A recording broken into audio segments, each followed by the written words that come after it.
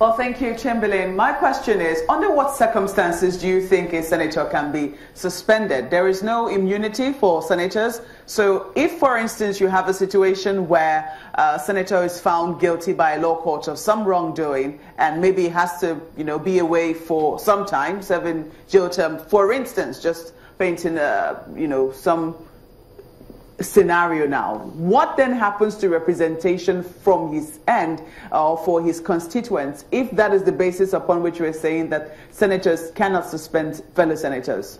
In that instance, what the Constitution says is that then you exercise the right to recall the person. So if you have an elected representative who has been convicted or who has done something that makes his continuing representation untenable, then you exercise the powers of recall. Mind you, if a senator, for example, or a member of the House of Representatives dies, what do you have? They have a by-election to replace him. So they don't say, oh, because we elected this person for 4 years and he's passed on, then his seat becomes vacant. Immediately the Constitution kicks in and a bylaw is held to replace him.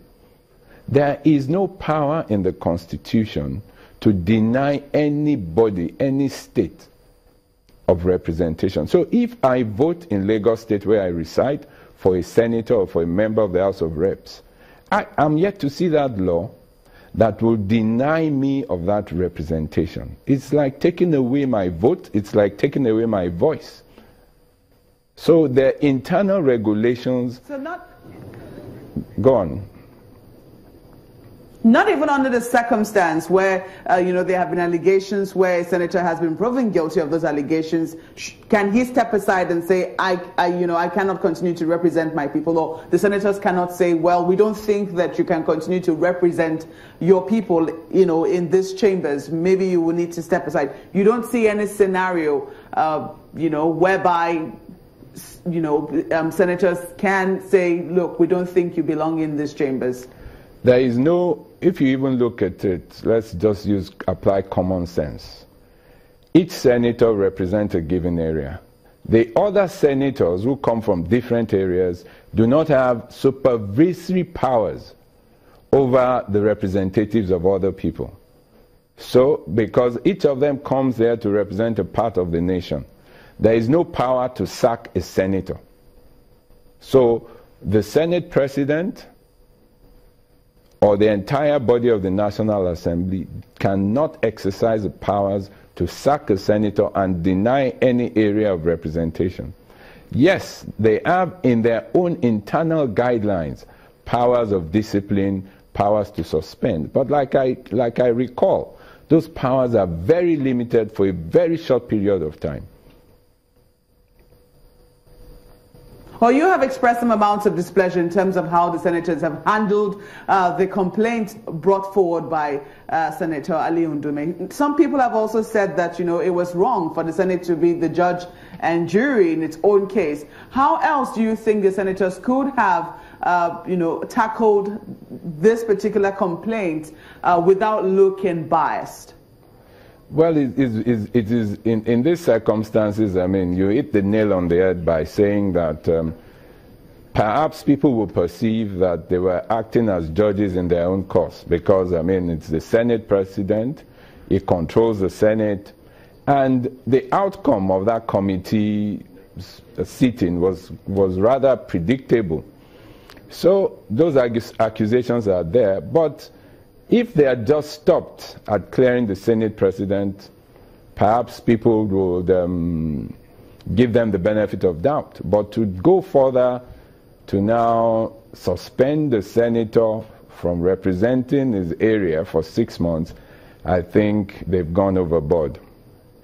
Okay, well, we also focus... Are you satisfied as an individual, as someone who's watching the activities of the Senate, on the clearance that the Ethics Committee gave members of the Senate? Well, it leaves a lot to be desired, but it's been their practice for a while, and one is not really, I'm not really surprised by that outcome, but going by the way they've been conducting themselves. Okay, let's take what would you have wanted to happen under this scenario? If the Senate wanted to say, well, we want a break from what used to happen in the past, would you not want a scenario where people are accusing us of being judge and jury in our own court? What would you have loved to see? For example, in the certificate scandal thing, I think that that is a matter that could have been resolved outside the confines of the Senate, because it's a matter between the publishers of who broke the story and the individual concerned. There are other ways in which that could have been done. They could have gone to court. He could have sued them for libel to say, look, I'm a graduate, you libeled me, and I'm going to sue you for damages. In that trial, the truth will have been revealed as to whether or not indeed he graduated from those institutions. Now, a judgment in his favor will definitely have more credence. It will carry much more weight than the pat on the back given to him by his biased colleagues. Okay, all right. We'll also take a look at the action of the Senate when they did say they will not, for 2 weeks, deliberate on the rec nominees that were submitted to them because they wanted the president to sack the acting EFCC chair. Is there any point in law that you can predicate their action on? Well, again, I think that with respect to the senators, they're eminently wrong in this.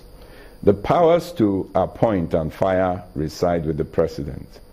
So if you look at the EFCC Act, I think Section 3, the president is the appointing authority.